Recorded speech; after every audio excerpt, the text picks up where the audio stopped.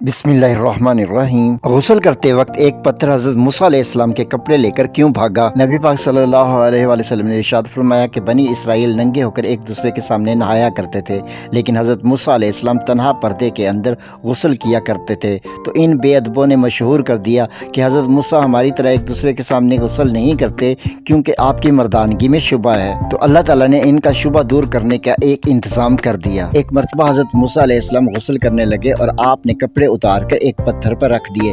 اتنے میں وہ پتھر کپڑے لے کر بھاگا اور حضرت موسیٰ بھی اس کے پیچھے تیز تیز بھاگنے لگے۔